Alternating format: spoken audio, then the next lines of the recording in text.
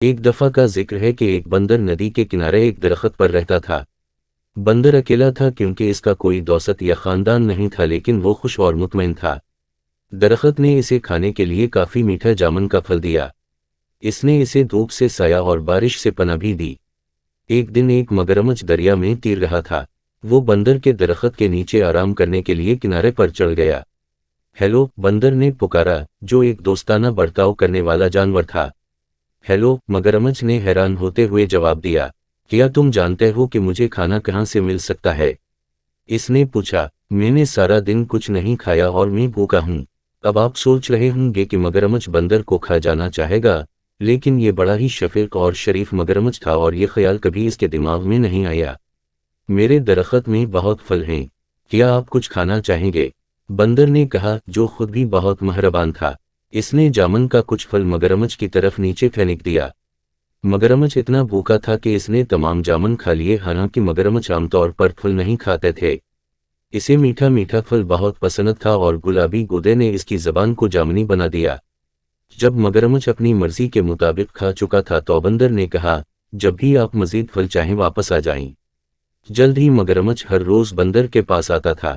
دونوں جانور اچھے دوست بن گئے۔ وہ باتیں کرتے، ایک دوسرے کو کہانیاں سناتے اور بہت سے میٹھے جامن ایک ساتھ کھاتے۔ ایک دن مگرمچھ نے بندر کو اپنی بیوی اور خاندان کے بارے میں بتایا۔ بندر نے کہا، آج واپس جاتے وقت اپنی بیوی کے لیے بھی کچھ پھل لے جانا۔ مگرمچھ کی بیوی کو جامن بہت پسند آئے۔ اس نے پہلے کبھی اتنی میٹھی چیز نہیں کھائی تھی، لیکن وہ اپنے شوہر کی طرح مہربان اور نرم مزاج نہیں تھی۔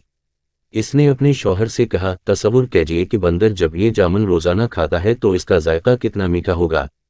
مہربان مگرمچھ نے اپنی بیوی کو سمجھانے کی کوشش کی کہ وہ بندر کو نہیں کھا سکتا۔ وہ میرا سب سے اچھا دوست ہے، اس نے کہا۔ مگرمچھ کی لالچی بیوی نہ سنتی۔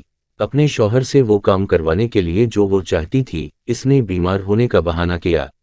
میں مر رہی ہوں اور صرف ایک پیارے بندر کا دل ہی مجھے ٹھیک کر سکتا ہے۔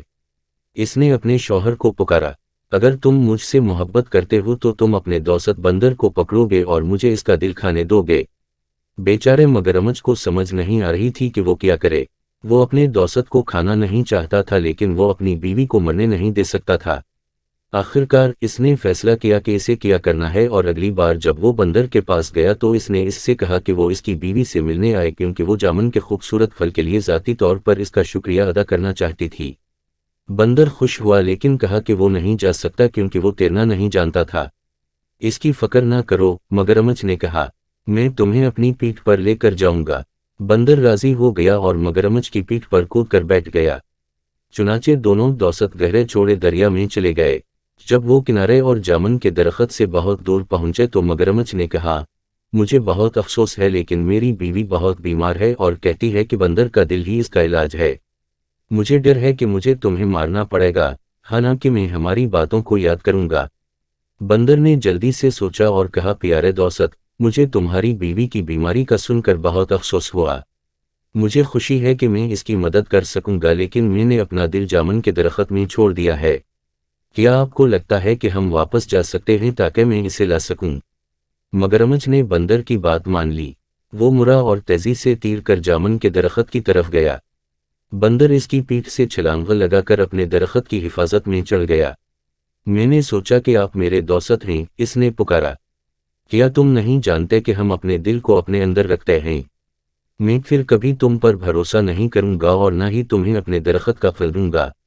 چلے جاؤ اور واپس نہ آنا۔ مگرمچھ نے اپنے آپ کو بہت بے وقوف محسوس کیا۔